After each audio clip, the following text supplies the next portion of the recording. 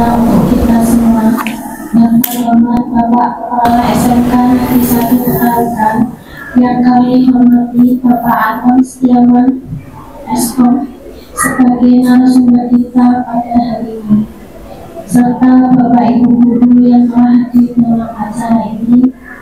Puji syukur kita panjatkan kehadiran Allah Subhanahu wa Ta'ala, karena atas rahmat dan karunia-Nya kita dapat berkumpul untuk mengikuti kegiatan berbagi praktik baik, coding dan kecerdasan artifisial.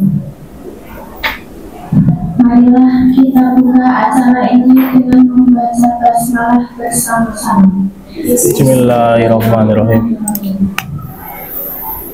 Acara selanjutnya menyanyikan lagu Indonesia Raya, hadirin diundang berdiri.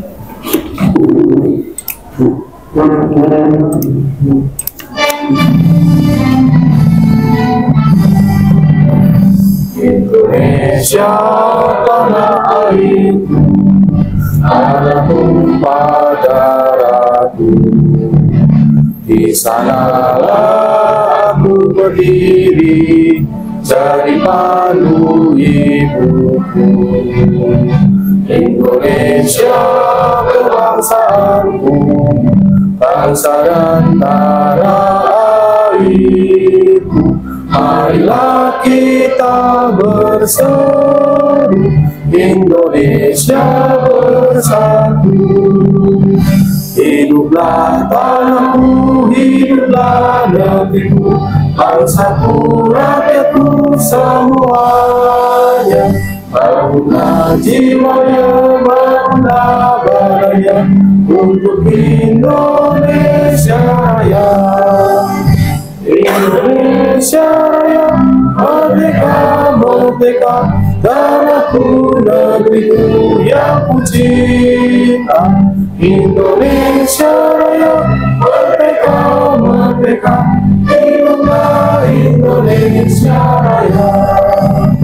Indonesia Raya, merdeka, merdeka, tanahku, negeriku yang ku cinta. Indonesia Raya, merdeka, merdeka, hiduplah Indonesia Raya.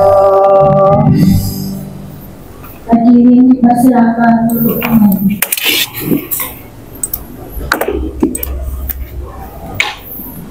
Berikutnya yaitu sambutan yang akan disampaikan oleh Bapak Kepala Sekolah kepada yang terhormat Bapak Jumiko SPD MSI. Waktu dan tempat kami persilahkan.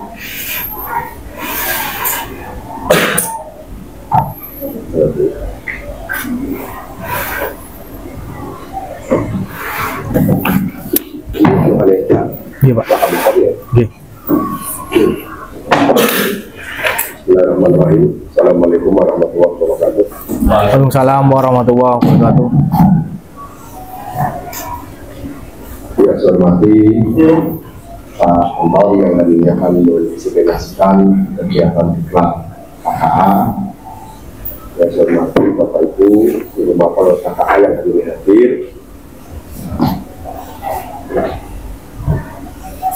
Alhamdulillah pada pagi ini kita diberikan nikmat oleh Allah SWT sehat dan sehat, sehingga pada pagi ini kita dipertemukan untuk satu agenda yang mulia, mendengarkan diseminasi iklan Pak Anton terkait dengan novel KKA. Semoga kita dicatat oleh Allah SWT. Amin. Salam, semoga Allah curah dan lakukan kita Rasulullah Muhammad SAW, kepada keluarga beliau dan sahabat-sahabat beliau, semua telah mendapat syafaat. Amin. Tapi hormati, sampai mohon maaf karena hari ini aku berangkat badan dari kemarin sebetulnya pakai masker supaya tidak luar. Usaha pakai masker dengan luar, melawan saling. Yang berikutnya, Bapak Ibu, kami yang baik pertemuan pada pagi hari ini yang setidaknya mengundang 10 orang ya. Iya harusnya. Ini ada berapa orang yang kamu lagi apa? Gitu, udah dihubungi Pak. Ya, Cuman gitu. terus belum lagi ada beberapa satu lagi akan diberikan pada siswa matematika Pak Sigit. Matematika Pak Sigit. Ya itu. Terus yang teknik yang lupa atau Kalau atau enggak.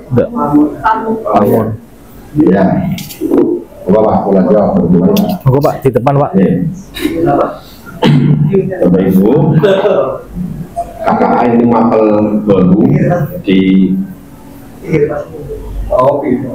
tahun pembelajaran 2025-2026 dan sampai sekarang ini belum muncul linearitasnya, belum muncul sampai sekarang. Ya, kami berharap ini linearitasnya akan sama dengan mapel informatika, mapel matematika. Sehingga kenapa kemudian Pak Sigit diberikan jam informatika, walaupun diberikan jam KKA, walaupun ini adalah mapel baru ya. Karena konsepnya itu Pak, sebuah perubahan harus kita sikapi dengan bijaksana. Dan kita kalau dibilang punya ahli coding ya belum punya, kecuali Pak Ubed, itu bahasa Inggris. Ya, mungkin Pak Ubed kemudian dilanggar juga belum ngajar KKA aku nggak linear itu, karena sebenarnya bahasa Inggris. Ya, yang berikutnya nanti kalau Covid yang berangkat itu hanya mengulang-ulang kemampuan yang sudah dimiliki oleh Covid.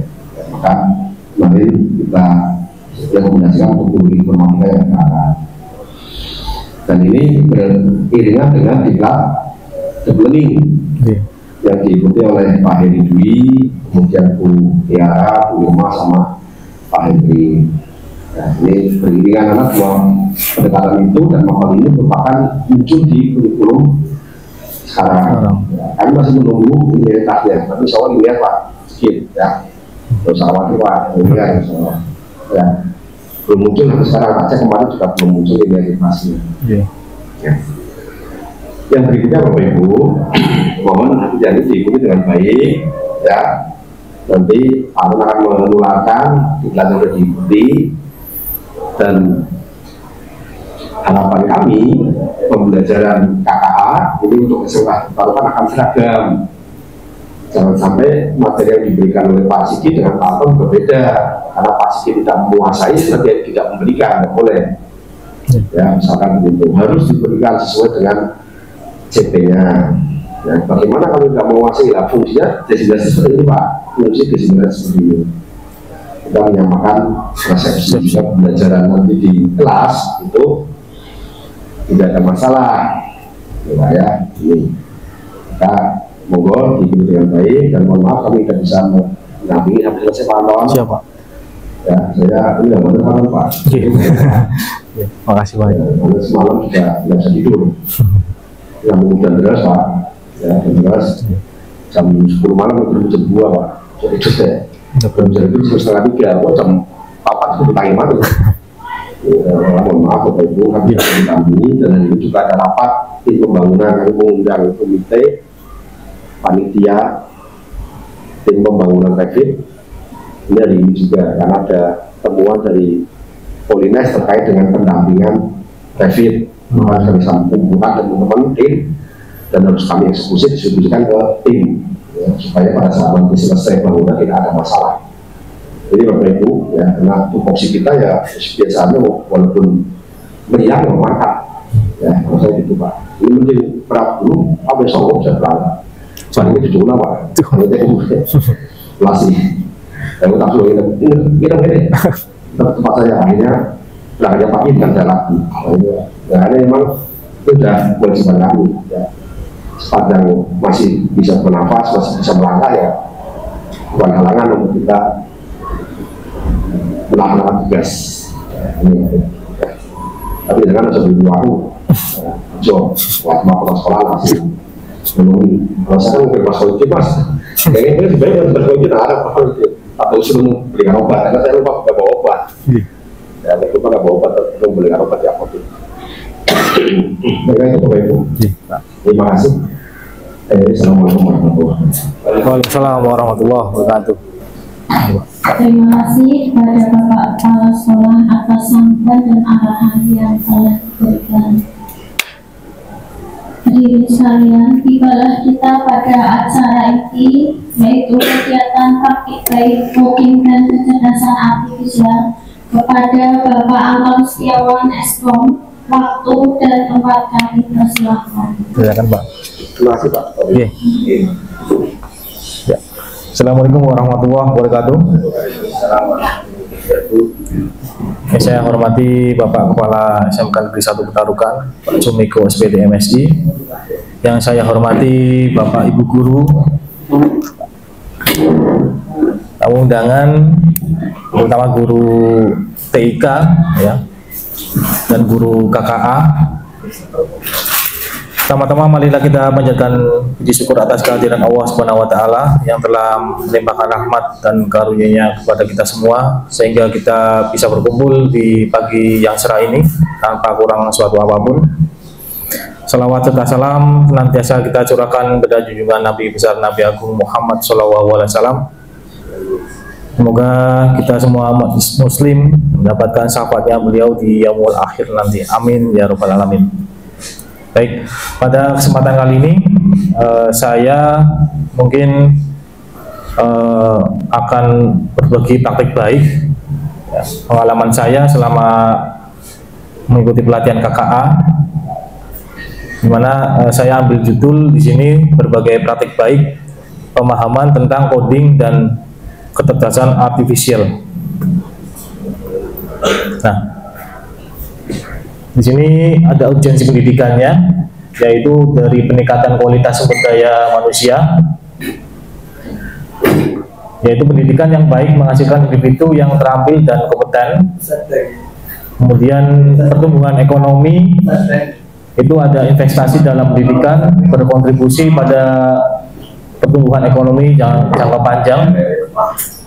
Kemudian pengentasan kemiskinan, pendidikan diberikan akses pada individu untuk mendapatkan pekerjaan yang lebih baik. Kemudian ada inovasi dan penelitian mendorong teknologi baru, meningkatkan kemampuan dalam memecahkan masalah kompleks.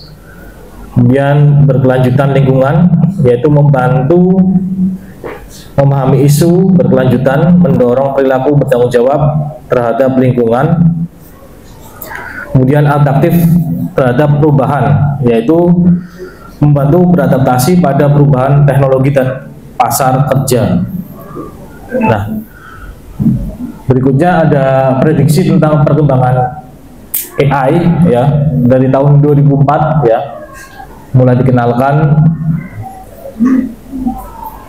Kemudian 2005 ini untuk pemecahan masalah kompleks ya pada perangkat IoT sensor ya. Kemudian nanti tahun depan kemungkinan bisa masuk ke otomatisasi personalisasi perawatan ya, sudah menggunakan robot ya. Kemudian 2007 itu untuk memprediksi tren pasar lebih akurat. Kemudian untuk analitik prediktif asisten virtual ya. Jadi sebagai pengingat ya, mungkin manusia sering lupa ya, ini bisa dimanfaatkan sampai ke situ. Terus tahun 2028 itu masuk ke keuangan, penelitian ilmiah, kemudian pemantau kesehatan secara real time.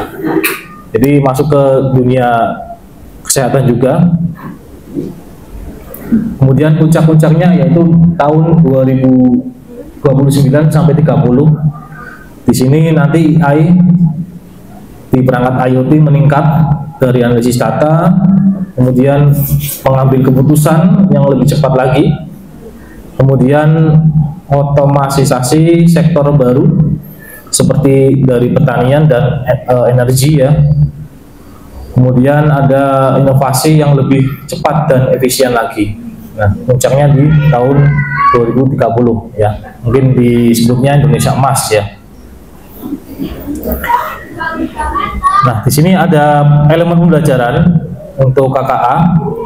Nah, di sini ternyata KKA itu diadopsi dari Mapel Informatika,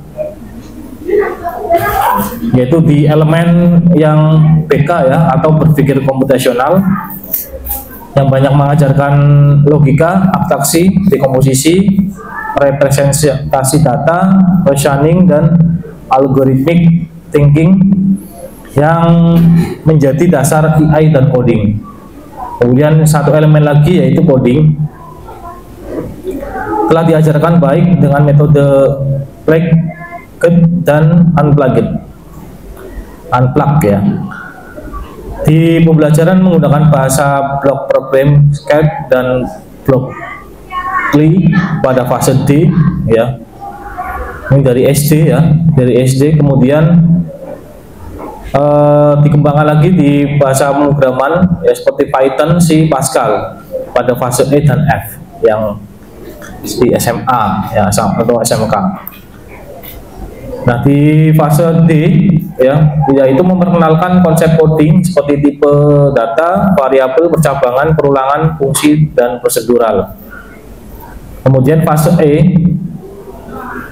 ini masuk ke migrasi dari block programming ke contextual programming dengan mengenalkan pseudocode ya, sebelum coding real ya. Jadi perumpamaan kode ya, menggunakan bahasa algo, menggunakan konsep dasar tipe data, variabel, percabangan, perulangan, fungsi, dan prosedural. Nah, kenapa harus pseudocode ya? Kalau bahasa pemrograman kontekstual sendiri yaitu yang kita kenal ya di perkuliahan, yaitu C, Pascal, dan Python, dan bahasa pemrograman yang lain seperti C++. Nah, kenapa pseudocode itu perlu ya? Agar dapat lebih mudah untuk memahami oleh para peserta didik dibandingkan dengan langsung menggunakan bahasa pemrograman yang umum dipakai ya. Nah, di sini dari elemen pembelajaran mapel coding dan kecerdasan artifisial ya, ini diambil ada 6 elemen ya, 6 elemen, yaitu yang pertama literasi digital ya. Di sini kita mengenalkan ke anak ya bagaimana digital itu jenis-jenisnya seperti apa saja ya, yang digunakan seperti apa, cara mencarinya seperti apa ya, seperti itu. Kemudian etiknya seperti apa ya, jadi ada etiknya juga. Kemudian di sini yang kedua yaitu berpikir komputasional ya, bagaimana anak itu bisa berpikir komputasional ya, misalkan dalam pemecahan masalah dari masalah yang besar menjadi masalah yang lebih kecil-kecil lagi gitu ya. Kemudian lanjut ke algoritma pemrograman. Nah, dari pemecahan masalah itu dimasukkan ke algoritma pemrograman seperti perulangan ya, kemudian tadi perurutan ya, urutan dan sebagainya. Dari situ nanti muncul analisis data yang keempat, yaitu memilah-milah program code yang lebih efisien ya, yang lebih efisien yang mana nanti dikembangkan lagi jadi lebih efisien lagi. Kemudian di samping itu ada literasi dan etika kecerdasan artifisial. Nah, di sini setelah anak bisa membuat produk ya, bisa coding, bisa menggunakan AI, nah tinggal bagaimana kita sebagai guru bisa memberikan literasi dan etikanya ya, jangan sampai disalahgunakan oleh peserta didik.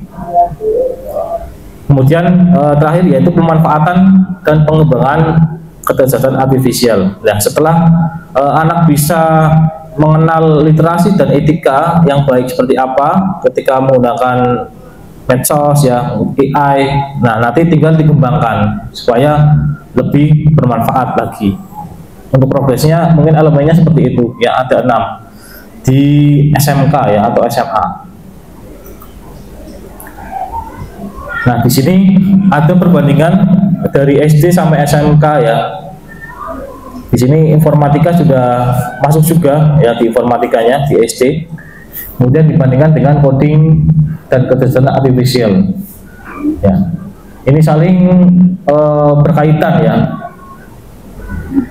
Nah, kita fokus ke SMK-nya ya. Di kelas 10 ya, untuk yang informatika sendiri itu masuk di berpikir komputasional, kemudian literasi digital, dan jaringan komputer tingkat menengah. Kemudian di kelas 10 pada mapel KKA sendiri itu pendalaman lagi ya, berarti lebih mendalam lagi, lebih detail untuk berpikir komputasionalnya. Kemudian literasi digital tingkat menengah, muatan kecerdasan artifisial, algoritma pemrograman, dan analisis data. Nah, artinya yang di informatika sudah ada ya, sebenarnya itu dikembangkan lagi ya, muncullah mapel KKA ya. Mungkin lebih pemerintah kita sekarang lebih gencar untuk menggunakan AI ya, makanya mungkin difokuskan ke mapel KKA ya, dipecah dari informatika yang secara umum lebih di dalam lagi ya, seperti KKA. Nah, di kelas 11 sampai 12 fase F ya, itu berpikir komputasional, literasi digital tingkat lanjut, itu baru diterangkan ya. Jadi artinya setingkat lebih tinggi ya dari yang kelas 10 tadi. Nah, kemudian yang di kelas 11 sampai 12 untuk yang KKA, nah ini lebih lanjut ya, lebih lanjut lagi sampai nanti bisa mandiri ya, anak itu bisa berpikir komputasional sendiri ya, kemudian mengenal literasi digital ya, untuk terapannya di permasalahan kehidupan sehari-hari seperti apa ya, kemudian bisa melakukan analisis data.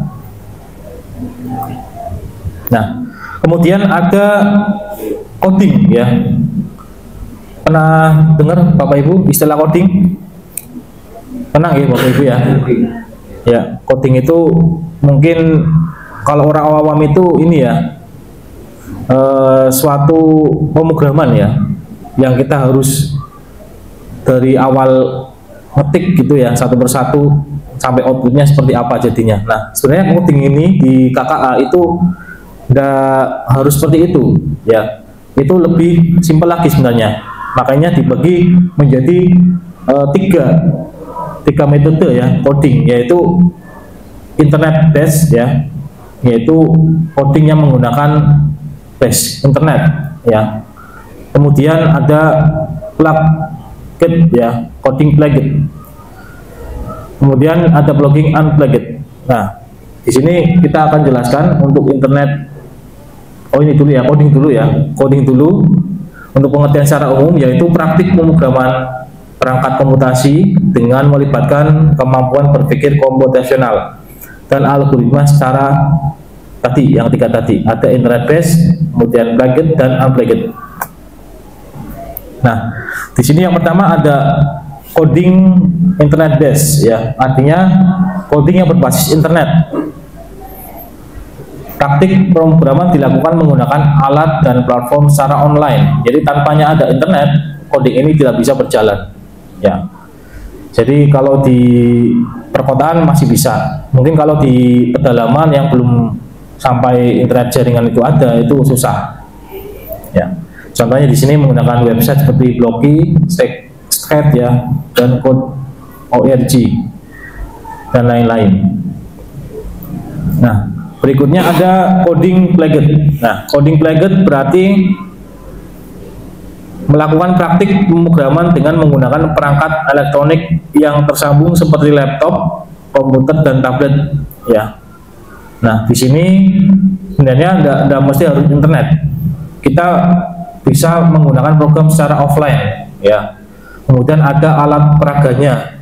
Misalkan di sini contoh seperti gambar itu ada praktek robotik ya, seperti sensor dan sebagainya. Nanti code itu dikompil ke robot itu. Nanti robot itu menjalankan apa instruksi-instruksi yang bisa dijalankan sesuai codingnya. Ya, jadi tanpa internet pun bisa. Ini namanya coding plugged. Nah, selanjutnya ada coding unplugged ya. Nah, di sini Bapak Ibu bisa lihat ya. Ini suatu apa ini berarti? Kalau menurut Bapak Ibu ini suatu apa ini berarti? Suatu flowchart ya, flowchart yang mana ya kita bisa lihat di sini ya, antara yang ini yang pertama ya, ada yang mulai lompatnya ada 5 kali kemudian selesai. Nah di sini mulai lompatnya hanya 1 kali, kemudian di sini ada apa namanya ya, pertanyaan ya, apakah sudah 10 kali ya, bila tidak nanti lompat lagi ya sampai 10 kali baru selesai. Nah di sini berarti yang pertama ini itu merupakan program yang sederhana tanpa adanya algoritma pemrograman ya. Setelah masuk ke algoritma pemrograman jadi lebih efisien lagi programnya. Jadi hanya kita adanya perulangan ya, perulangan misalkan percabangan perulangan, misalkan iya nanti bisa selesai, kalau tidak itu nanti dikembalikan lagi nilainya. Jadi seperti itu. Nah kemudian kalau yang ini yang sebelah kanan itu mulai nanti sampainya selesainya di sini. Di sini yang bagian kanan itu merupakan urutan cara mengolah tanah ya.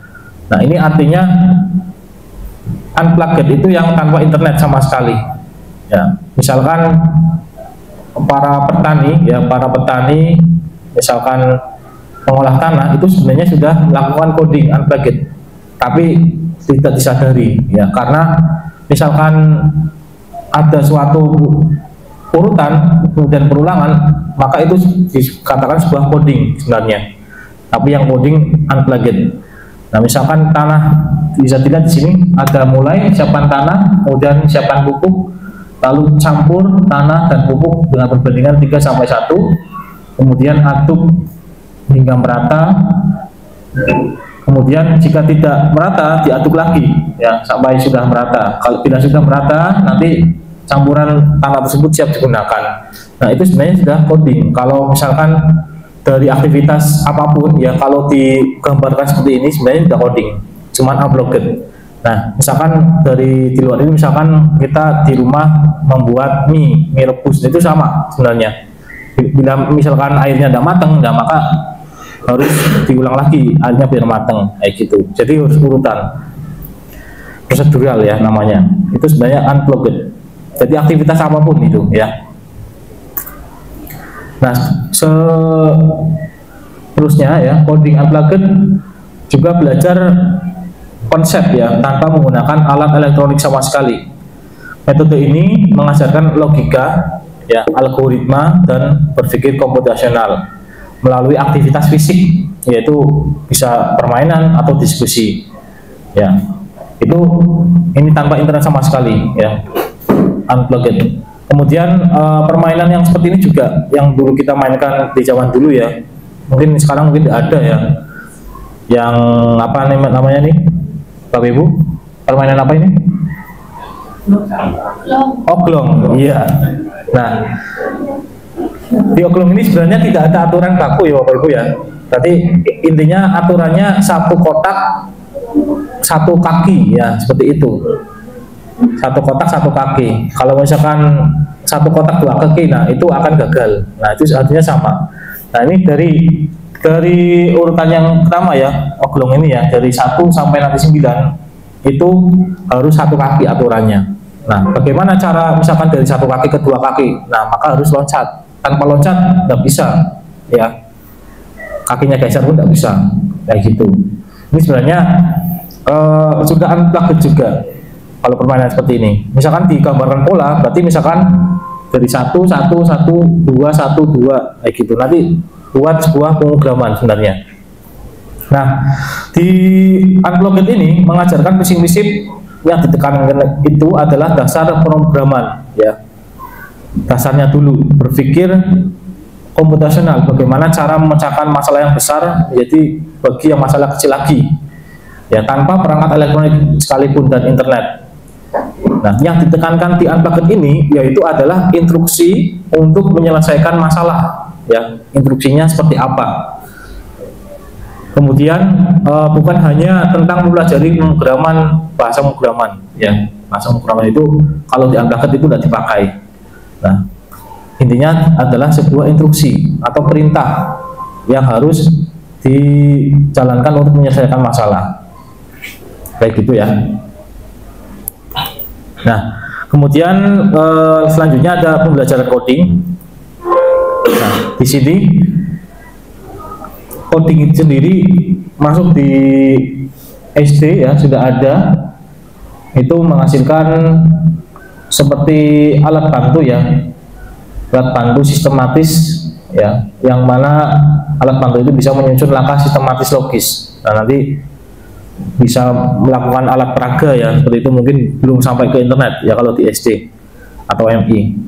Kemudian kalau di tahapan SMP, coding ini merancang suatu sistem manajemen sederhana, meliputi pengumpulan, pemahaman, dan pemrosesan data.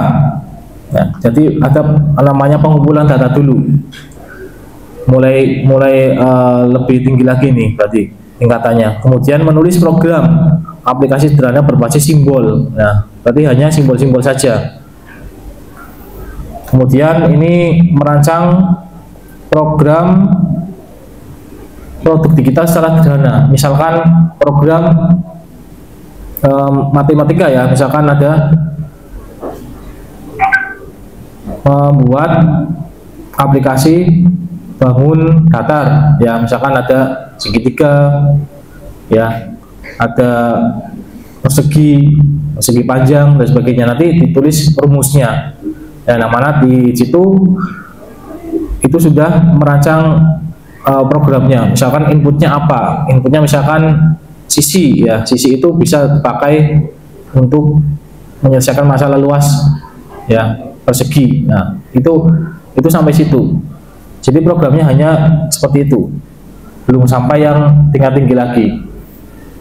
Nah, di SMK ya, di sini lebih ditekankan untuk codingnya itu merancang program berbasis teks lebih kompleks ya, dengan menambahkan fungsi dan modul ya. Jadi ada fungsinya, misalkan for ya, for apalagi misalkan yang di pemrograman itu else, if else ya. Nah, itu jika salah, nah itu perlu ditekankan lagi di SMK ya. Jadi melatih berpikir, misalkan ada masalah seperti ini, jika seperti ini maka seperti apa ya. Jadi ada optionnya lebih lagi ya. Kemudian agar bisa membuat program berbasis teks untuk menyelesaikan masalah nyata seperti simulasi pengenalan objek, pergerakan objek. Kemudian yang terakhir tingkatannya yaitu di SMK itu bisa membuat produk digital yang lebih kompleks ya. Produk itu bisa berupa suara ya, video ya, atau teks, yang mana produk itu bisa menyelesaikan masalah yang ada di kehidupan sehari-hari ya, atau membantu ya, tempat yang lebih membantu lah. Kemudian tadi coding ya, sekarang beranjak ke kecerdasan artifisial. Nah, di sini kecerdasan artifisial atau KA seiring berjalan waktu ya, pengertian KA sendiri itu terus mengalami perkembangan, kerap bersentuhan dengan pernyataan filosofis mengenai makna sejati dari kecerdasan dan sejauh mana mesin dapat dikatakan benar-benar cerdas. Namun dalam prakteknya, KA mengacu pada sistem yang memungkinkan komputer belajar dari data, mengenal pola, serta membuat prediksi atau keputusan secara mandiri. Nah, KA sendiri itu awalnya belajar dari data yang ada ya, tanpa adanya data ya, KA itu tidak bisa berjalan ya. Yang memasukkan data itu siapa Pak? Yang memasukkan itu sebenarnya manusia ya. Sebenarnya data itu ada semua, cuman KA itu merangkum yang menyajikan seefisien mungkin ketika kita mencari data, nggak mungkin kita memilah-milah satu persatu ya, folder dan sebagainya. Tapi KA sendiri itu bisa menyajikan data secara cepat. Nah, data salah atau benar itu nanti tergantung data yang disimpan oleh KA itu sendiri ya. Nah, kebetulan ini ada gambar antara manusia dan robot. Mungkin tahun berikutnya ya kita bisa bersalaman dengan robot ya, yang real. Nah, antara manusia dan robot, mungkin menurut Bapak Ibu lebih cerdas mana? Manusia ya. Ya. Alasannya kenapa Bapak Ibu? Manusia punya hati, Pak. Oh, siap. Manusia punya hati dan perasaan, betul. Kalau robot tidak. Bagus sekali ya. Nah, ya, yang dikatakan Pak Afif itu benar ya. Manusia tidak punya yang namanya kelebihan ya, mungkin ingatan dan sebagainya. Tapi manusia punya hati, ya, punya perasaan. Robot itu mungkin lebih cepat dan sebagainya, tapi nggak punya perasaan. Nah, maka karena AI sendiri atau robot sendiri yang buat manusia, otomatis yang lebih cerdas ya manusia yang membuat. Nah, di sini ada perbandingan antara kecerdasan artifisial dan kecerdasan manusia. Yang pertama di aspek perasaan ya, di sini ya, betul ini Pak Afif ya. Kalau kecerdasan artifisial, kita memiliki perasaan, hanya mengikuti instruksi. Nah, instruksi dari siapa? Dari programmernya, developernya. Nanti arahnya seperti apa. Nah, makanya ada KA tertentu yang mana memilih dulu. Misalkan ada profesional, ada bisnis, ada yang santai, ya, seperti itu. Artinya tidak kaku bahasanya dalam menyampaikan suatu percakapan. Ya. Ada yang memang harus formal, itu ada. Tergantung KA yang membuatnya, yang membuat KA-nya itu, developernya. Nah, kalau yang manusia bisa berpikir sendiri ya, kemudian ada perasaan serta kreativitas untuk berinovasi dan menciptakan ide baru. Nah, di sini. Jadi kalau yang KA itu sebenarnya stuck. Kalau datanya tidak ada inovasi apa-apa, ya datanya hanya itu aja yang dipunya. Tapi kalau manusia bisa berinovasi, kemudian menciptakan ide-ide baru yang sekiranya bisa membuat membuat suatu gebrakan yang mana KA tidak bisa membuatnya. Ya, di sini ada yang kedua yaitu belajar dari data. Kalau KA ya, dan program yang diberikan. Nah, kalau yang manusia sendiri itu belajar dari banyak hal yang berbeda dan bisa beradaptasi dengan lingkungan melalui interaksi sosial. Nah, di KA sendiri tidak bisa berinteraksi sosial seperti manusia, kemudian tidak bisa beradaptasi, hanya monoton ya. Kemudian hal yang berikutnya, KA sendiri hanya memahami hal yang ada dalam datanya ya. Ya tadi saya bilang ya, ada datanya. Jadi kalau datanya yang punya itu, yang disajikan hanya itu saja. Nah, kalau manusia bisa memahami konteks yang luas. Ya, artinya ada perasaan ya, perasaan yang mana misalkan salah itu tidak hanya dalam satu sisi pandangan saja, bisa dari pandangan yang lain. Kemudian dari KA yang terakhir yaitu bisa membuat keputusan berdasarkan angka dan pola. Hanya bisa membuat keputusan dari angka dan pola. Kalau manusia sendiri itu bisa membuat keputusan dengan pertimbangan emosi. Nah, kemudian nilai moral dan etika. Yang KA itu sendiri tidak ada emosinya dan tidak ada nilai moralnya. Oke. Selanjutnya yang diperhatikan ya, intinya KA tidak selalu benar. Jika KA diberi data yang salah atau tidak cukup banyak, maka prediksinya juga salah. Oleh karena itu, semakin banyak data yang digunakan untuk melatih KA, semakin akurat hasilnya. Nah, artinya di sini ketika Bapak Ibu bertanya kepada KA itu akan tergantung dengan apa yang ditanyakan. Misalkan tanyanya lebih detail lengkap, maka data yang disajikan itu juga akan lengkap. Seperti itu ya. Jadi kalau datanya tidak spesifik ditanyakan ke KA, maka yang dihasilkan juga ngambang ya, tidak spesifik juga, kadang bias ya. Komponen utama dari KA ya, yaitu ada data, yaitu bahan baku utama untuk melatih model KA. Kemudian ada algoritma, yaitu metode mengolah dan menganalisis data. Kemudian ada model KA, yaitu representasi matematika untuk prediksi. Kemudian ada infrastruktur, yaitu perangkat keras atau hardware, dan software, yaitu perangkat lunak yang mendukung. Kemudian ada antarmuka atau interface, yaitu bagaimana cara manusia berinteraksi dengan KA seperti apa, bisa lewat suara, ya, gambar dan video. Kemudian ada keamanan, ya, aspek yang memastikan KA digunakan secara aman. Jadi manusia yang menggunakan KA, ya, itu lebih aman ketika sudah ada keamanannya. Jadi datanya yang ditanyakan ke KA itu juga lebih aman, tidak tersebar luas. Kemudian prinsip kerja dari KA, yaitu ada input atau masukan, kemudian proses, kemudian ada output atau keluaran.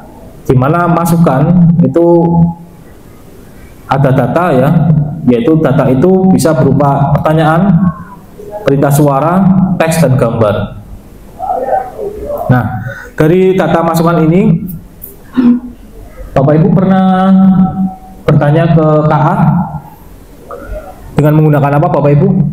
Di antara data ini, keempat ini, yang pernah Bapak Ibu pernah tanya ke KA, mungkin ChatGPT, mungkin Gemini ya.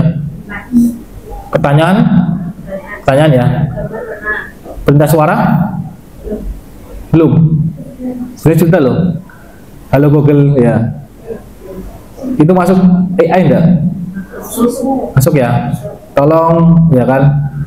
Tolong dibuatkan rute dari sini ke sini ya.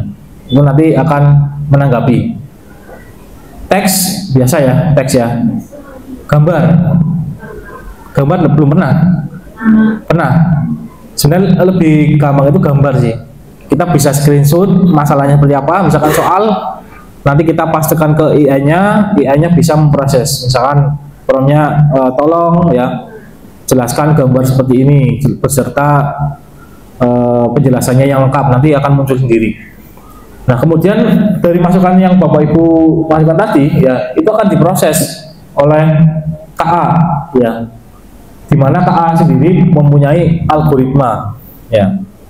Di sini KA sebenarnya berlatih dari data yang disampaikan Bapak Ibu guru yang tadi di awal. Nah, misalkan datanya itu ada contohnya, maka KA itu sebenarnya belajar ya dari data yang kita inputkan. Kalau datanya itu tidak ada contoh, maka KA itu akan bias ya, memberikan jawaban yang bias. Biasanya sesuai spekulasinya KA sendiri, tidak dengan keinginan kita yang seperti apa yang lebih spesifik lagi. Kemudian diproses, kemudian di output ya, dikeluarkan. Nah, di sini KA itu sendiri itu mengeluarkan sebuah prediksi ya sebenarnya, bukan hal yang benar sebenarnya, prediksi saja. Maka di sini bisa dikategorikan sebagai keputusan, prediksi keputusan, kemudian hasil karya seni ya, prediksi itu sendiri, kemudian saran ya. Maka dari itu KA sebenarnya kita gunakan bukan buat sebagai acuan ya, tapi sebagai prediksi di mana kita mempermudah untuk membuat suatu keputusan. Yang memutuskan siapa? Yang memutuskan adalah manusia itu sendiri ya. KA hanya alat untuk membantu prediksi kita ya. Pernah dulu Pak Pip ya memberikan soal gitu ya, ternyata salah semua. Iya. Nah, itu keputusannya yang menjawab soal tersebut ya sebenarnya kita, tapi kadang seakan-akan benar, ternyata yang diklik salah, jawabannya tidak sesuai, malah nilainya di bawah KKM. Sebenarnya kita mengerjakan diri itu kan bisa di atas KKM itu ya. Itu juga contoh ya, contoh nyata ya, contoh nyata bahwa KA itu tidak sebagai keputusan ya. Salah kalau sesat ya, sesat bisa sesat, dikatakan sesat, misalkan KA dibilang untuk keputusan. Nah, di sini ada evolusi dan faktor pendorong perkembangan KA.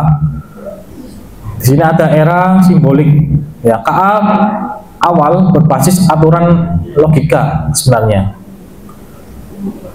Berarti aturan-aturan logika itu masuknya di era simbolik. Nah, KA itu kemudian berkembang menjadi pembelajaran mesin atau yang kita dengar itu LM ya, learning machine ya, atau mesin yang belajar. Mesin belajar itu dari apa? Belajar dari data. Data dari mana? Dari manusia ya. Jadi tanpa adanya data, mesin learning itu tidak akan punya output apa-apa. Kemudian dari mesin learning, mesin yang belajar, maka dikembangkan lagi yang namanya deep learning, lebih dalam lagi. Nah, di dalam deep learning itu KA itu sudah mengadopsi simulasi kerja otak manusia, ya. Jadi bisa mirip-mirip kayak KA itu apa ya? Bisa kayak punya perasaan gitu. Sebenarnya tidak. Itu sebenarnya sudah belajar. Ya KA yang misalkan berkomunikasi dengan kita, bahasanya biasanya tidak kaku ya tuh, dan mana tahu kebutuhan kita, emosional kita seperti apa, itu sebenarnya sudah melakukan yang KA yang paling tinggi, yaitu deep learning ya. Oke, berikutnya ada kolaborasi manusia dengan KA.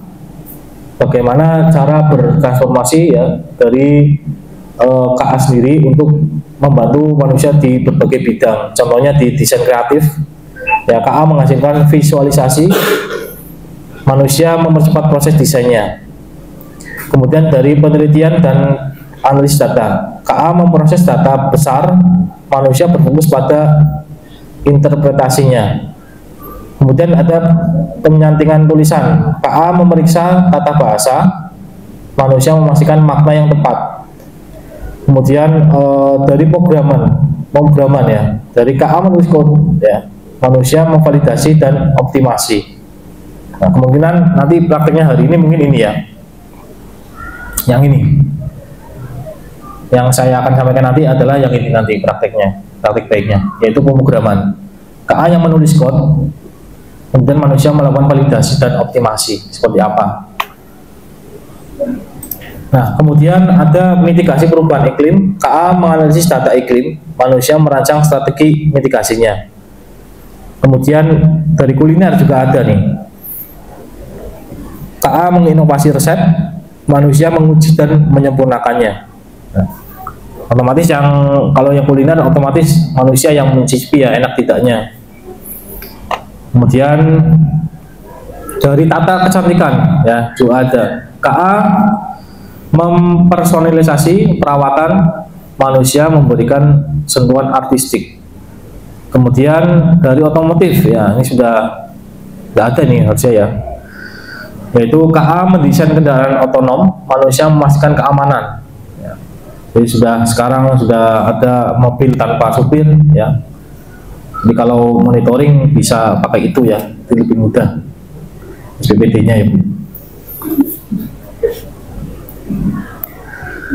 Kemudian selanjutnya materi coding dan KA ya. Ini sudah disatukan ya, coding dan KA. Untuk yang SMK di fase F itu materinya di fase E ya, maaf ya, di fase E atau kelas 10. Materinya dari pemecahan masalah menggunakan perangkat KA ya. Kemudian kompetensinya mampu mengumpulkan, memproses data melalui perangkat tools dan mampu merancang solusi berbantuan perangkat tools kecerdasan KA, termasuk teknik prompting dan menginterpretasi hasilnya. Nah, ini sudah melakukan teknik prompting. Nah, prompting sendiri sebenarnya ada itu ya, yang zero shoot sama few shoot ya. Kemudian rasionalnya merupakan materi dasar yang dibutuhkan peserta didik agar mampu mengaplikasi keterampilan penyelesaian masalah yang diperlukan pada dasar pemecahan masalah yang diperbantukan oleh KA. Kemudian materi yang berikutnya di kelas 10 yaitu kreasi konten lebih kompleks menggunakan perangkat tools KA, mampu menghasilkan berpikir kreatif ya, merancang proyek-proyek yang menggunakan KA, misalnya gambar, teks, ya, permainan animasi interaktif, yang mana merupakan materi dasar yang dibutuhkan peserta didik agar mampu menghasilkan berbagai konten kreatif yang dibantu oleh teknologi KA. Kemudian materi yang berikutnya untuk yang di kelas 10 itu yaitu kolaborasi dari perangkat KA. Ya. Yaitu di sini mampu menentukan perangkat tools kecerdasan artifisial yang sesuai untuk kolaborasi, untuk kreativitas, penelitian dan analisis data.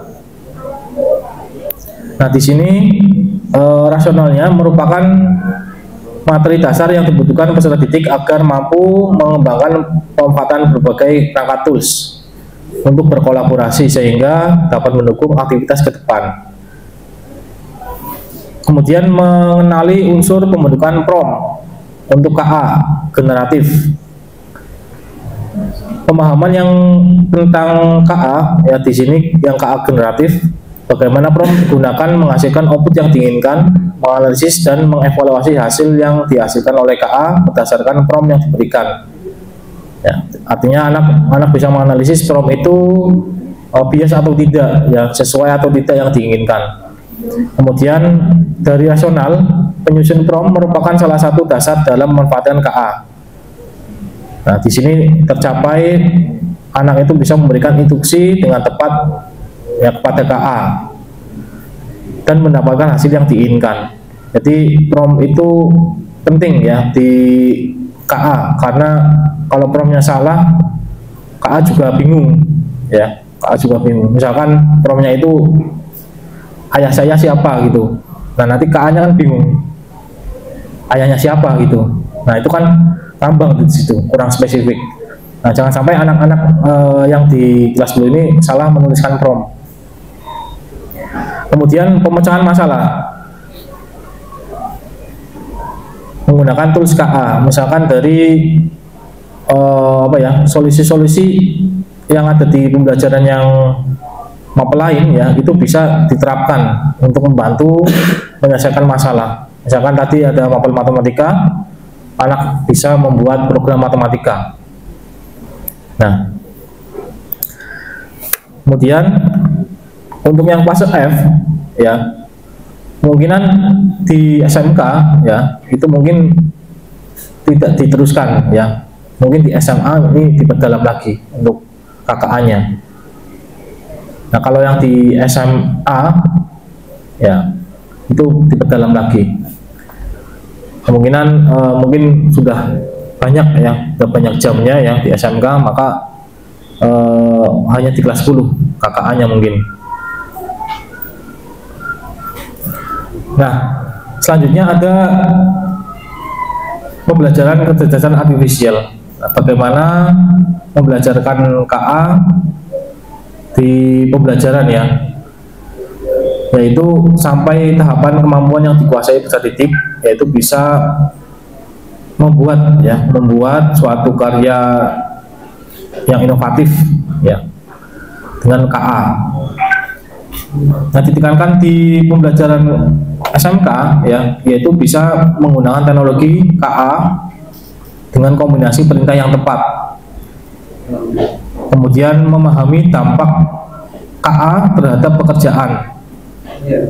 Kemudian memahami persoalan pada KA sebagai bahan untuk evaluasi teknologi perancangan artifisial.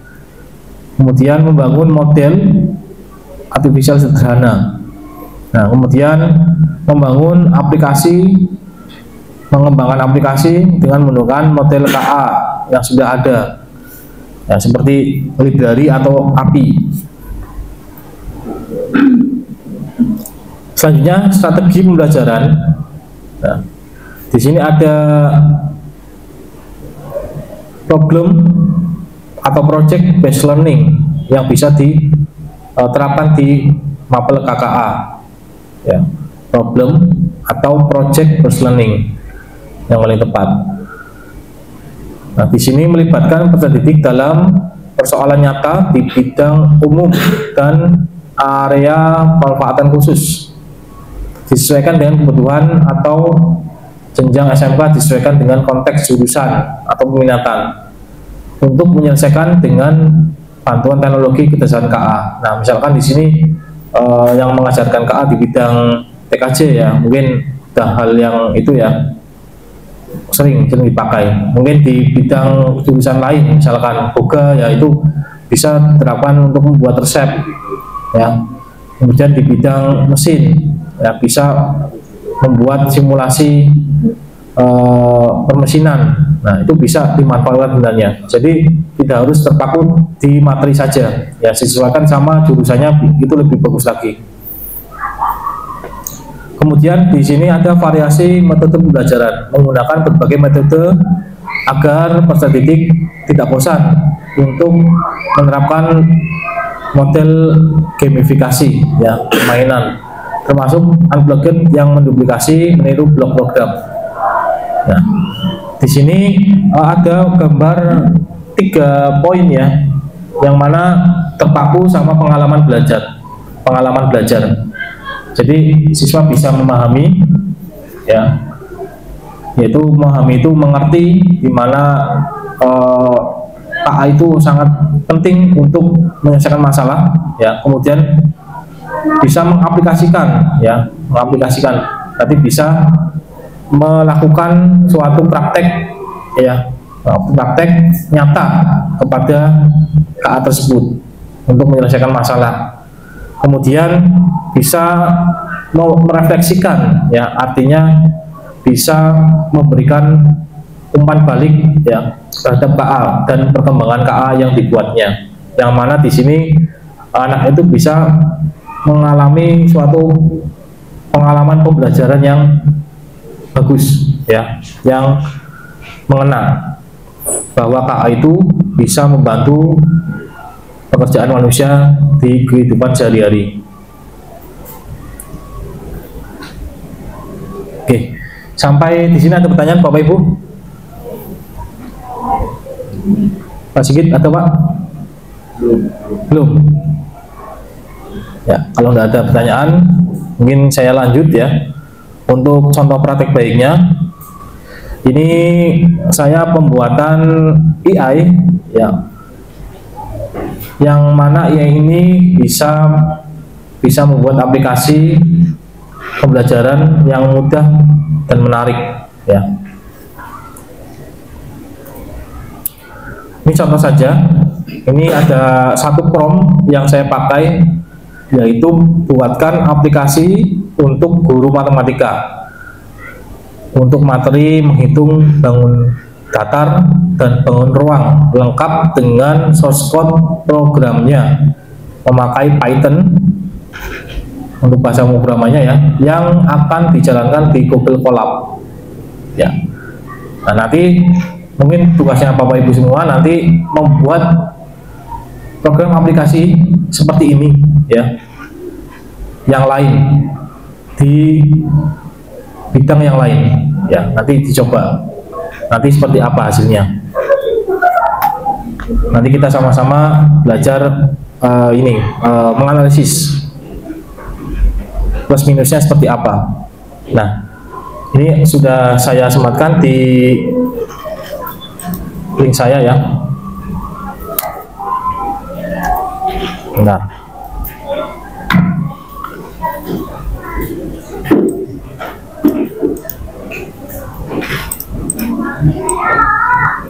Ini saya copy promptnya saya. Nah, cara melakukannya seperti apa? Kita konekkan dulu ke internet, ya. Kalau sudah connect internet, kita buka browser. Ya, browser menggunakan Chrome. Kalau saya ya, bisa yang lain bisa. Terus gunakan akun Google yang bukan guru atau siswa atau yang belajar IT, ya. Pakai yang free saja. Karena Google Colab itu tidak running di akun belajar IT, ya. Jadi gunakan di akun Google yang free, yang biasa. Oke, kemudian ketikkan saja di search engine-nya ChatGPT, ya. Bisa pakai chat yang lain, ya, boleh dicoba. Nah, ChatGPT. Ketikkan ChatGPT, kemudian kita masuk ke webnya. Nah, yang ini chatgpt.com. Oke. Nah, ini bisa masuk ke akun Google-nya, ya, bisa. Biar ada historis, ya. Kalau tidak masuk itu bisa, ya, sebenarnya. Cuman kalau misalkan kita sudah panjang tanya jawab sama AI, itu tidak menyimpan ke akun Google kita, jadi akan hilang, kan eman-eman. Kita harus login dulu dengan akun Google. Nah, biar misalkan ada koreksi, kita bisa buka lagi historis yang kita tanyakan ke AI-nya. Nah, oke, ini sudah masuk akun free, ya. Nah, di sini kita langsung tanyakan saja. Tanyanya dengan promptnya tadi, ya. Buatkan aplikasi untuk guru matematika untuk materi menghitung bangun datar dan bangun ruang lengkap dengan source code programnya, memakai Python yang akan dijalankan di Google Colab, ya, seperti itu. Lebih spesifik lagi. Oke, kita tempel. Nah, kita running. Nanti AI akan merespon.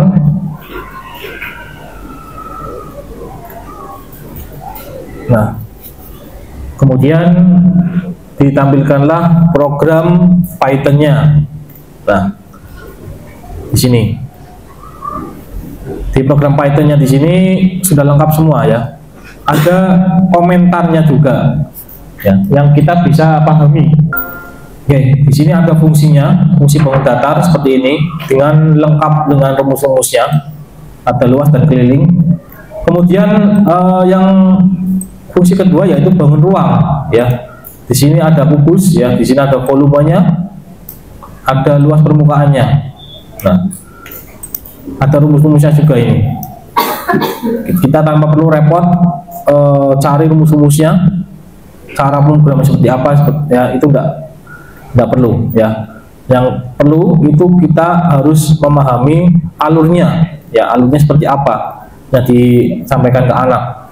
Kemudian di sini ada menu utama, ya. Ini interface-nya, ya, interface-nya muncul. Ada while, ya, di sini, ya. Ada pilihan di mana nanti outputnya seperti kita cek pesan di handphone, ya. Misalkan cek pesan tekan nomor 3, nah nanti muncul lagi menu apa lagi, nanti konteksnya seperti itu konteksnya. Nah, menunya seperti ini. Kalau udah masuk misalkan bangun datar, pilih satu, nanti munculnya menu bangun datar, ya, seperti persegi panjang, segitiga, lingkaran, jati genjang dan sebagainya. Nah, misalkan ini terbatas bangunnya seperti ini, nanti bisa ditambahkan lagi. Tolong dong ditambahkan lagi bangun datarnya ini, nanti dimunculkan lagi di code-nya. Jadi kita nggak perlu coding secara nyata, ya, tinggal kita masukkan perintah saja ke AI-nya. Seperti itu. Nah, kalau sudah muncul seperti ini, kita salin kodenya, ya. Ini kita disalin, klik saja salin di sini, atau bisa dengan kayak gini, manual. Juga sama. Diblok dulu, ya, biar yakin seperti ini. Nah, sampai sini sampai pol, ya. Kemudian klik kanan salin. Nah, langkah yang berikutnya yaitu kita buka new tab baru. Di sini kita ketikkan Google Colab ya, enter.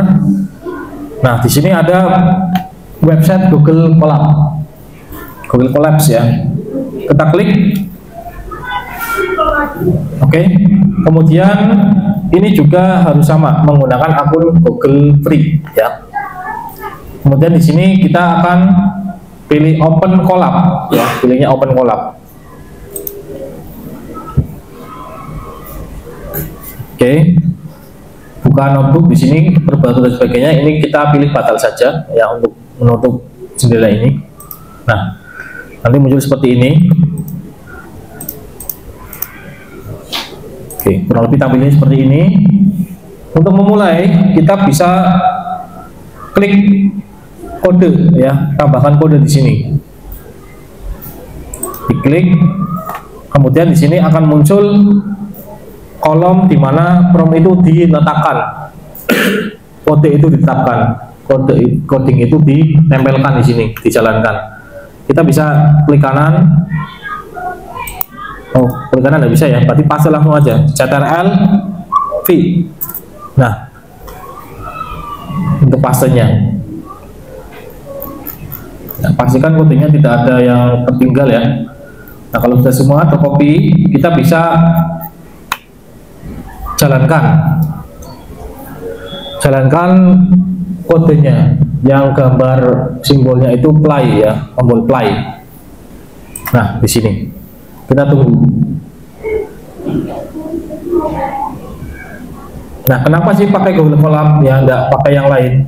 Nah, karena Google Colab itu lebih fleksibel ya, kita tidak perlu menginstal aplikasi dari IDE Python-nya ya.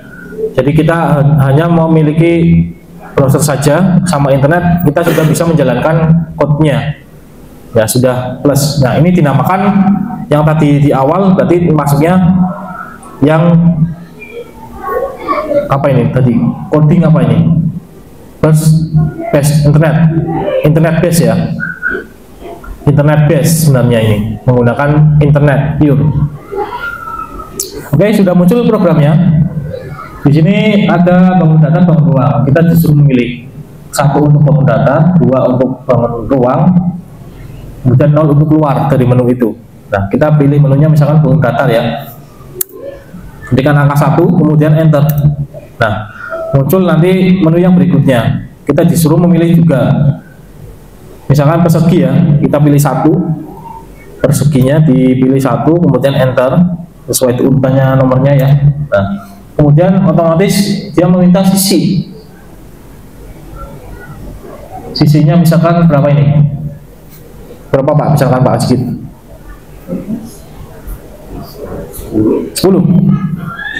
Nah, 10 kita masukkan sisinya. Nah, di sini tidak ada satuannya ya Pak Ajit ya.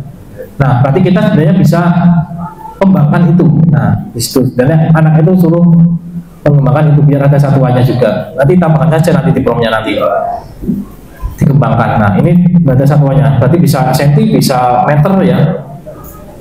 Kita akan enter juga. Oke, luasnya adalah 100 plus kelilingnya juga langsung dihitung juga 40. Betul nggak Pak Sigit ya? Betul. Nah, seperti ini itu merupakan aplikasi yang membantu kita dalam menyelesaikan masalah. Contohnya salah satunya seperti ini. Nah, monggo Bapak Ibu bisa dipraktekkan ya. Untuk sisa waktu yang ada, silakan bisa mencoba. Promnya seperti ini. Cara kerjanya tadi seperti itu ya. Monggo. Atau bisa mencoba aplikasi yang lain ya. Kita coba sama-sama belajar.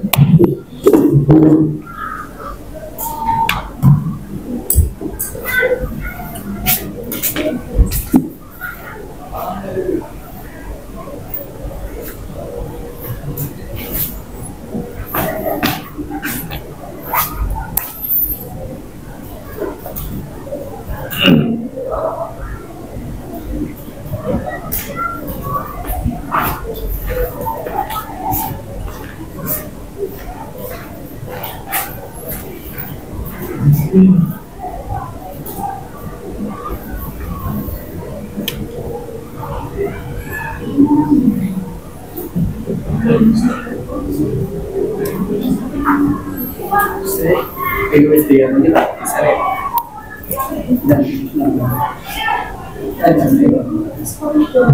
belum.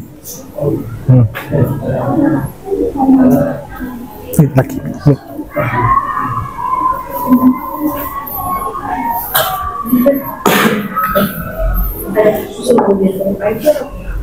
Oh, bisa.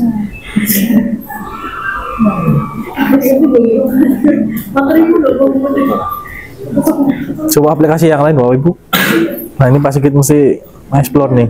Ya, masalah lingkaran dulu. Nah, lingkaran. Nah.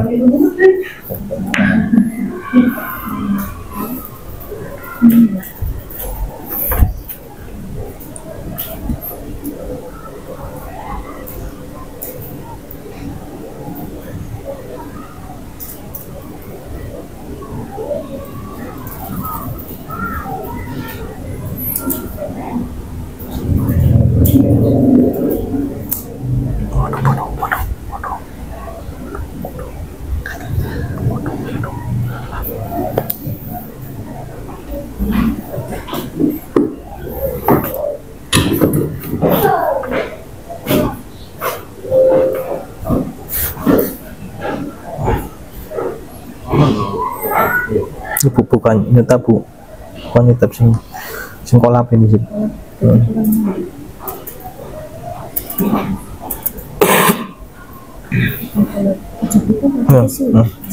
Kolap ya kolap.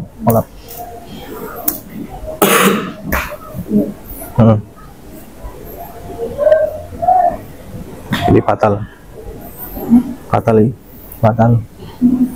Nah terus. Ya, pas tuh.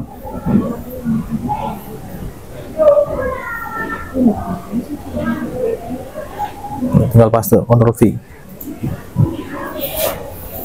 Ini kanan ini. Nah.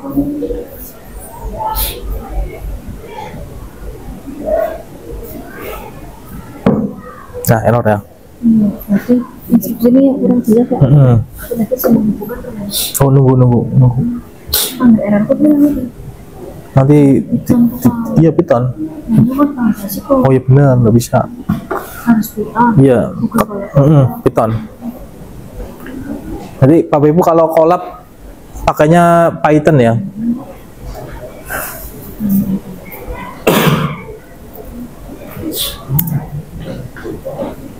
Karena bahasa yang masih bertahan dari dulu sampai sekarang. Karena bahasa Python sendiri lebih fleksibel. Di cyber security juga ada, di beberapa aplikasi juga ada.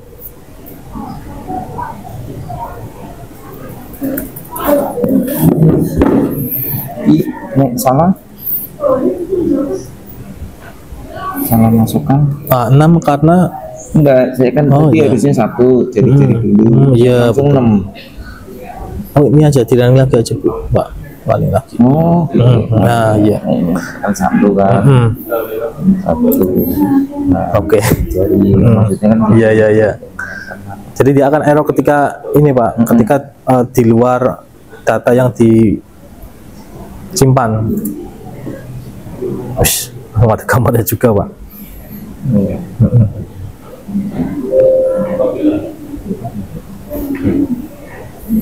Oh, ini lingkaran Pak, berarti 1 berarti. Iya. 1 ini. Jadi cuma lingkaran. Ini kan lingkaran nanti kan bisa. Yang tingkat tinggi yang malah yang itu ya Pak. Apa namanya Integral, coba Pak integral. Dihitung sama ini Pak, tapi tinggal input ininya saja. Bisa dikonversi di aplikasi langsung. Jadi aplikasi misal berhasil. Bisa. Maksudnya jadi aplikasi. Bisa, tapi enggak lewat ini. Berarti kolab untuk percobaan program itu bisa jalan enggak kayak error. Kalau untuk aplikasi berarti install IDE Python, nanti di export ya, export dari exe gitu bisa.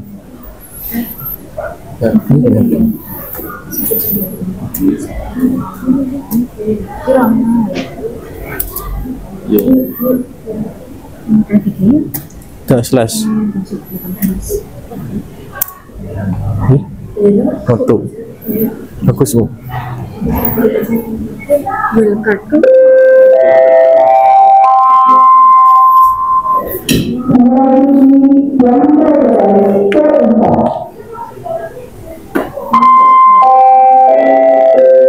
Berarti tampilannya memang programnya program sederhana yang kayak gini ya.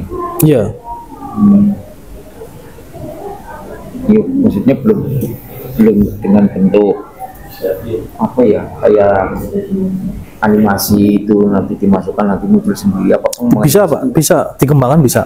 Oh, dikembangkan lagi. Cuman biasanya agak berat ambil data source-nya sih di online. Jadi lama ketika jenengan klik mulai tadi lama dia mengambil datanya dulu.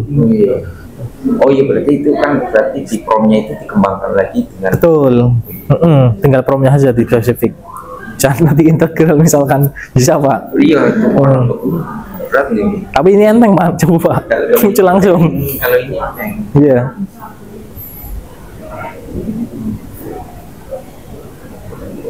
Ini juga IP address sudah ada, coba dari bidang lain ya.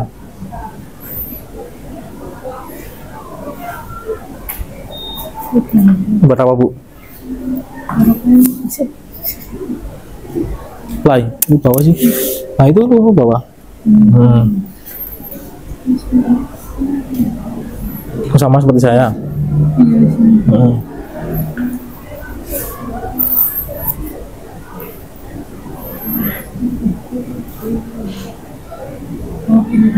Nanti mesti expert nih.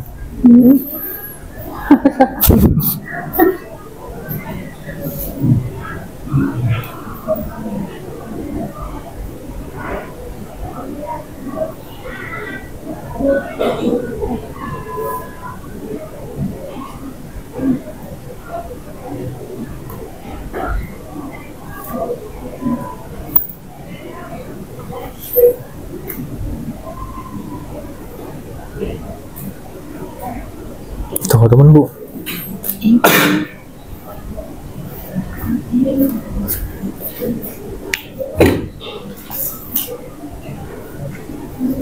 Kopi.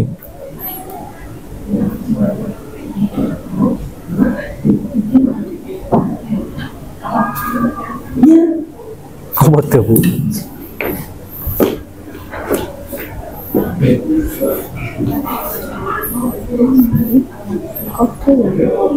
Terus kode. Nah, running. Dia enggak apa-apa. Memang kayak gitu. Terakhir main ke bawah bu. Nah, atas lagi. Nunggu bawah. Ini bu, ke bawah. Terus. Lebihan. Atas lagi. Nah ini. Apa ini bu? Kasih informatika materi Coba bu. pilih menu Enter. Nah itu.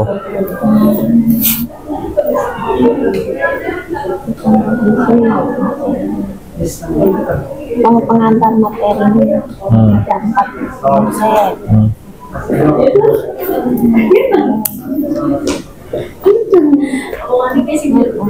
Soal ibu. Iya. Contoh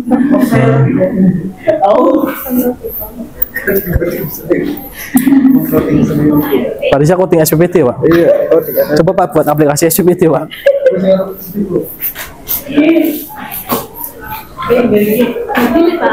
Jadi ya simpan ya programnya.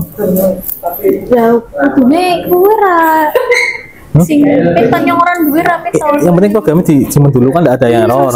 Paskote simpan dulu. Masalah nanti di aplikasikan nanti buat program yang diinstal nanti kan berarti kan install IDE-nya. IDE kan banyak bu. Tinggal nanti di export exe nanti bisa diinstal.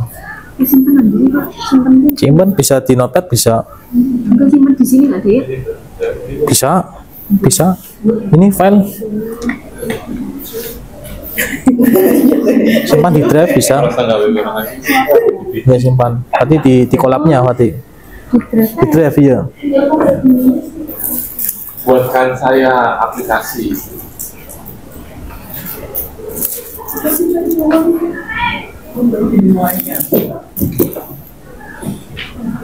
Explain error. Beritanya ada yang error. Iya ini. Nah ini kan ada Pak kalau error. Tanyakan ke AI-nya Gemini bisa Pak. Ini klik ini aja. Ini. Iya. Klik. Nah yang ini. Ini. Ya klik. Coba. Klik. Ya klik. Oh ini nih. Kliknya ini. Hanya Gemini. Nah klik. Continue. Nah, tanyakan Pak. Berarti berkomunikasi sama Prom berarti. Tolong dong perbaiki supaya tidak error gitu. Bisa, nggak apa-apa rasanya gitu. Misalkan gambar topologi dengan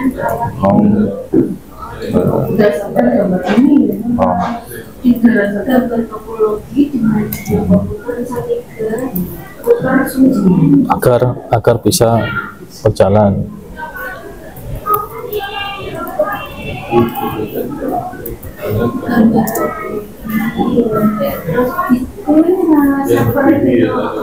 Nah kalau ini IA-nya ke Gemini Pak.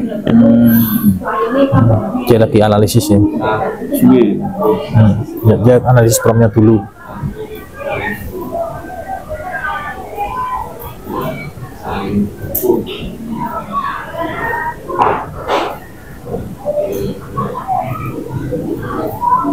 Yo, di accept aja dulu. Accept. Nah, atau di running berarti bawah Pak. Ini lagi proses. Dia langsung memperbaiki Pak.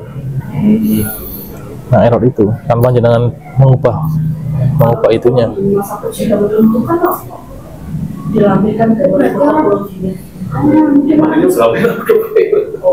Bawah Pak.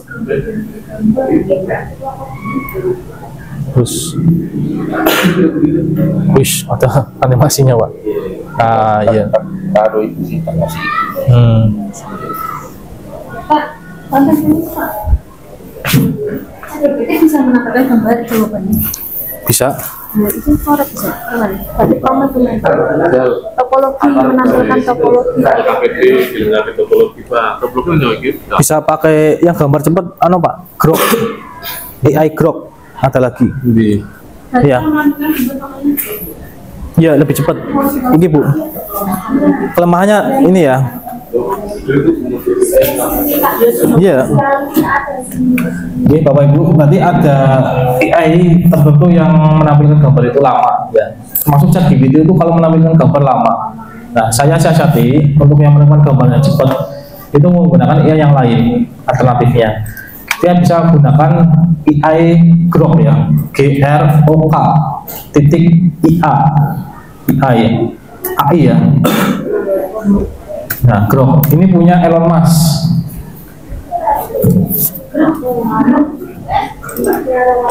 Grok aja Grok.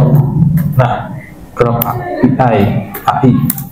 Nah, Grok AI. Nah ini, yang gambarnya logonya seperti apa ini? Avengers ya. Nah, ini punya Elon Musk. Ini lebih cepat kalau menampilkan gambar. Interaksinya kurang lebih hampir sama seperti ChatGPT ya. Oke, ini sama. Nah, jadi bisa kita kolaborasikan antara AI satu dengan yang lainnya. Makanya itu AI kita harus tahu kelemahan dan kelebihannya. Pak, ada daftarnya enggak Pak? Daftarnya ini kalau dia punya data maksudnya bisa ditanyakan ke AI-nya sendiri. Coba tanya AI-nya. tolong dong rekomendasikan AI yang punya kelebihan ini. Nah, nanti akan merekomendasikan. Chrome. Ranahnya berapa? Maksudnya ranah tentang gambar mungkin ya, gambar, Video. suara, Ya. tulisan ya. Biasanya 3 apa? 3 paling itu. Video, teks ya. Yang umum itu teks, Pak. Teks. Suara. Jadi ada AI tertentu yang khusus untuk suara, khusus untuk video. Nah, coba jangan explore ke AI-nya sendiri. Masih itu menjawab rekomendasinya. Lainnya ke chat gitu, apa? Bebas bisa cek GPT. Itu kan tadi kan kita tanyakan itu sebagai teks ya. Dan nanti kan merekomendasikan, memunculkan. Kalau yang gambar ini seringnya saya pakainya ini. Ya. Grok. Grok, Pak.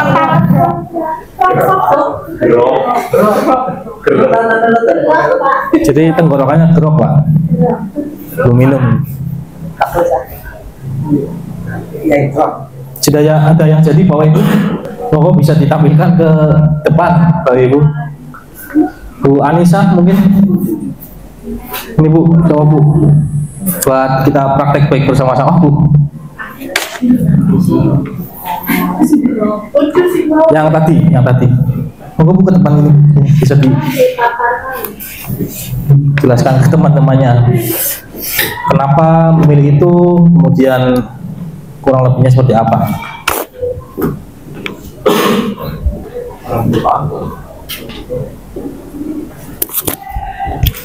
Yang kita address berarti apa?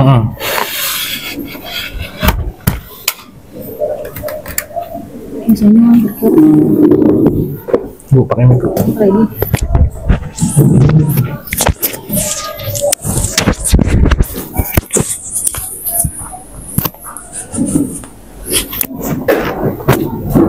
Sudah nyala? Biasa rekam, Pak. Windows 10.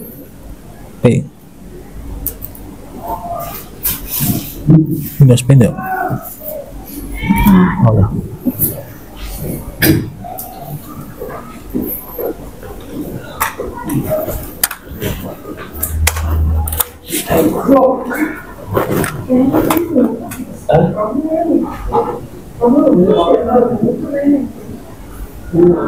Ya, mulai dari promnya. Oke, sebelumnya Assalamualaikum warahmatullahi wabarakatuh.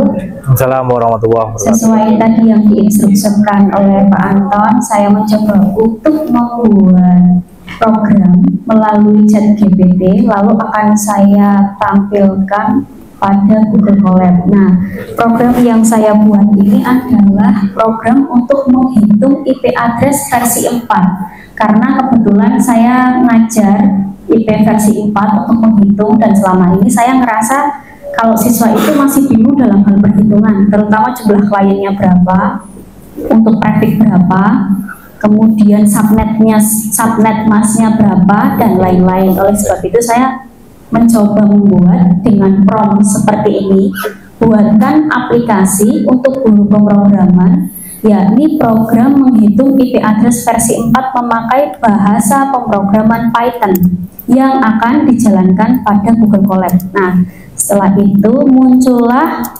kode Python seperti ini. Saya salin kodenya, kemudian saya masuk ke Google Colab dan saya salin kodenya di sini. Nah, setelah disalin, kemudian saya run programnya. Nah, muncullah seperti ini. Jadi programnya itu menampilkan IP versi 4 kalkulator. Ya, memang betul. Masukkan IP address, misalnya 192.168.1.10 traffic /24. Oke, saya coba 192.1.1.e/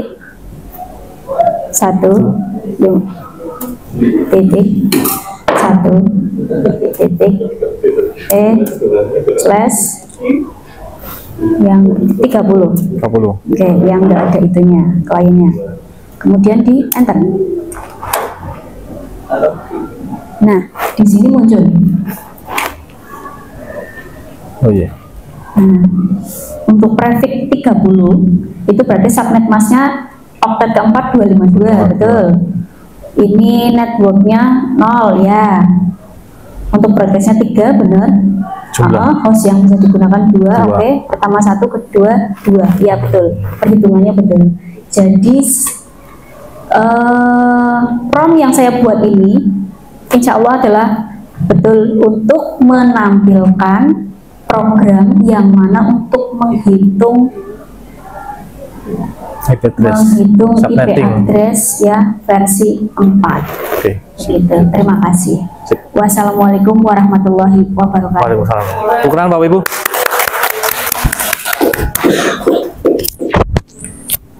Ya, bagus sekali ya Bu Anissa, memaparkannya sangat detail. Kemudian programnya juga berjalan dengan sempurna. Sudah sesuai harapan Bu? Sesuai, iya. Ya, seperti itu Bapak Ibu. Mungkin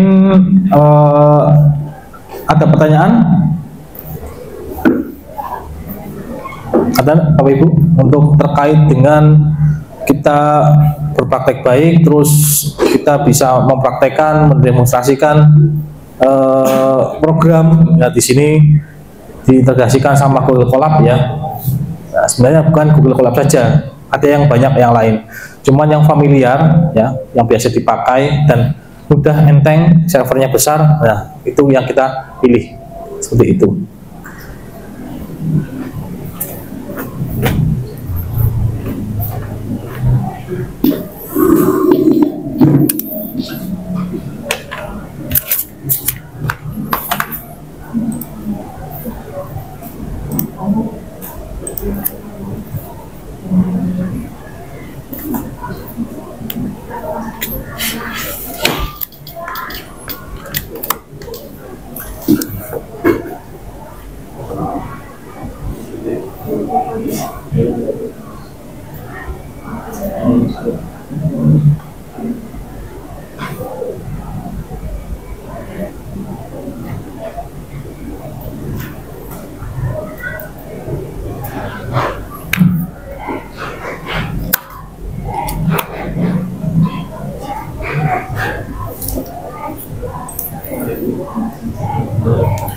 Baik, kalau tidak ada pertanyaan, mungkin ini kita refleksikan ya untuk pertemuan implementasi coding pada pembelajaran ya, yaitu kita mungkin ditemukan sebuah tantangan dan sebuah peluang. Di antaranya kita tantangannya yang pertama yaitu kurangnya waktu ya. Nah, artinya kita bisa memberikan peluang seperti mengintegrasikan aktivitas pembelajaran di sela-sela kesibukan kita dalam mengajar. Kita bisa membuat program ya yang lebih singkat ya dengan cara tadi dikolaborasikan dengan AI. Kemudian mungkin belum paham atau menguasai coding dan KA, nah itu tantangannya, tapi kita bisa hindari ya ke belum pahaman itu dan penguasaan coding itu dengan tanyakan dengan KA tadi ya, dimana kita bisa belajar dari komunitas atau media digital yang lain ya untuk bisa lebih memahami tentang coding dan KA. Kemudian untuk tantangannya ada lagi yang takut salah ya. Nah, jangan takut salah ya, tadi ada human error dan sebagainya, kita tanyakan ulang ke KA yang bersangkutan nah, supaya tidak error seperti apa. Nah, artinya kita bisa ada alternatif untuk solusinya. Peluangnya itu kita bisa fokus eksplorasi dan berproses lebih baik mencoba ya daripada tidak sama sekali mencoba. Nah, sama sekali tidak mencoba berarti kita tidak tahu ininya itu. Kalau kita mencoba, kita tahunya salahnya di mana itu kita tahu kekurangan kita. Nah, dalam kekurangan itu kita bisa evaluasi diri. Mungkin Bapak Ibu bisa mengisikan form refleksinya ya. Bapak Ibu ini bisa di-scan.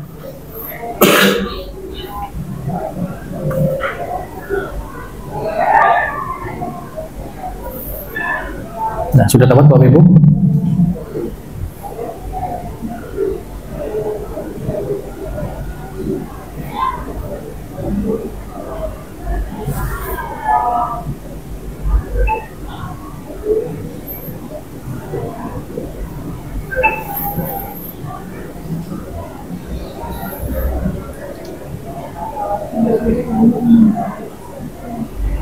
Sampun? Belum.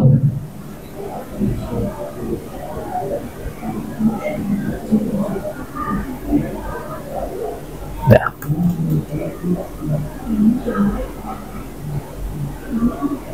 Baik, kita di penghujung acara ya. Ini materi saya sudah selesai disampaikan ke Bapak Ibu semua. Semoga bisa menjadi inspirasi ya untuk pembelajaran ke depan supaya pembelajaran lebih berwarna lagi di kelas ya dengan bantuan pemrograman coding ya dan kecerdasan artifisial.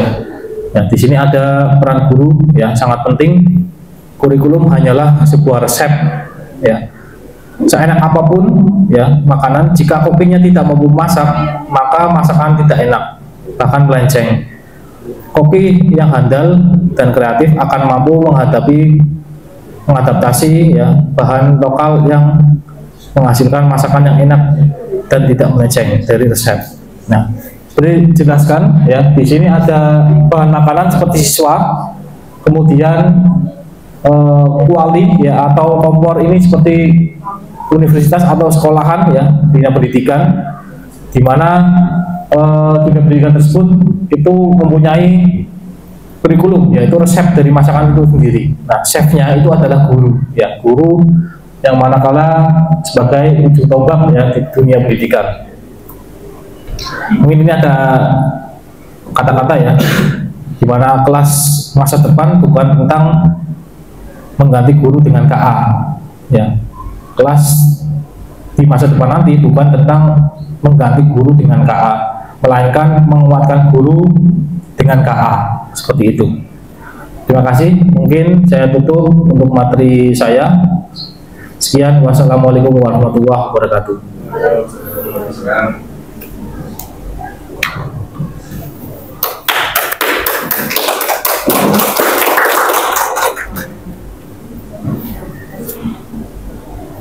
Terima kasih. Terima kasih kepada Bapak narasumber Bapak Anton Setiawan Eskom. Semoga ilmu yang kita dapat hari ini dapat kita terapkan di lingkungan kerja dan pembelajaran. Bapak Ibu sekalian, tidak terasa kita sampai di penghujung acara. Kami mengucapkan terima kasih. Bapak Ibu sekalian, tidak terasa kita setelah sampai di penghujung acara. Kami mengucapkan terima kasih kepada Bapak Anton Setiawan Eskom dan seluruh peserta atas partisipasi dan antusiasme yang luar biasa.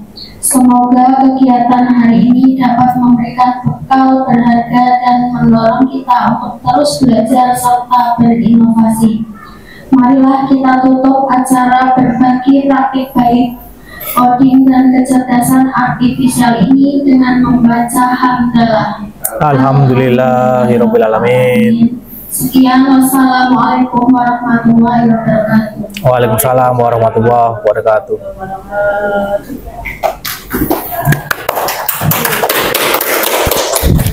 Terima kasih Bapak Ibu.